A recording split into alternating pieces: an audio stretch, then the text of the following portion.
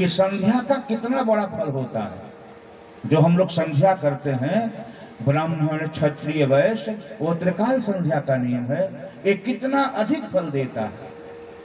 वशिष्ठ जी से विश्वामित्र की मुलाकात हुई विश्वामित्र जी के आश्रम पर, तो विश्वामित्र जी उनके स्वागत में बोले, मैं 1 वर्ष के तपस्या का फल आपको दे रहा हूं। वशिष्ठ जी बोले, बहुत सुंदर, बड़ा आनंद आया आपसे मिलकर के।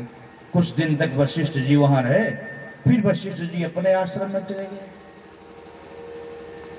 कालांतर में कभी विश्वामित्र जी वशिष्ठ जी के आश्रम में पहुंचे, तो इनके स्वागत में वशिष्ठ जी ने कहा, मैं अपने 1 काल के संध्या का फल आपको दे रहा हूं।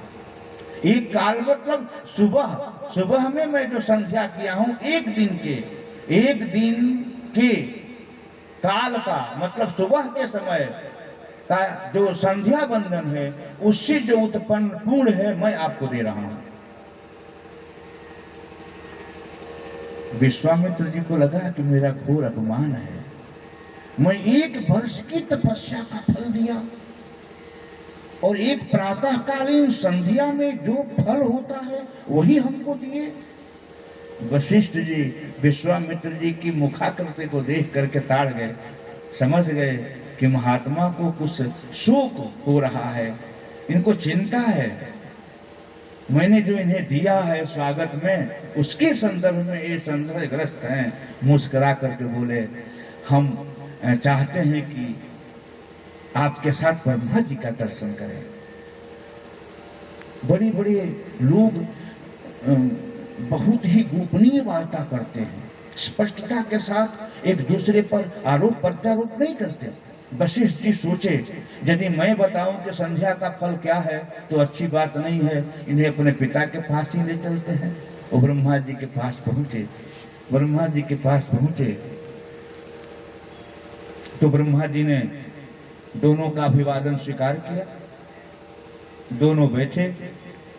ब्रह्मा जी मुस्कुरा कर बोले कि विश्वामित्र, तुमने जो अपने जीवन में तपस्या की है, उस तपस्या का 1000 गुना फल वशिष्ठ के प्रातःकालीन संध्या से तुम्हें प्राप्त हुआ है।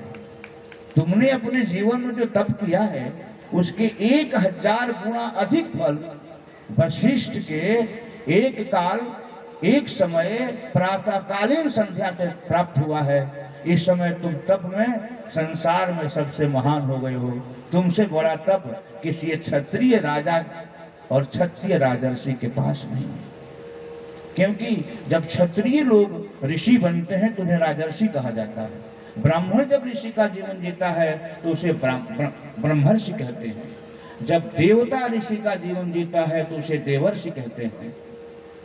यही नियम है। तो यह है हमारे संध्या का फल। इसलिए हमें आपको इस पर ध्यान देना चाहिए विजातियों को कि वो संध्या से दूर न हटें। तो महात्मा भरत मध्याह्नकालीन संध्या कर रहे थे।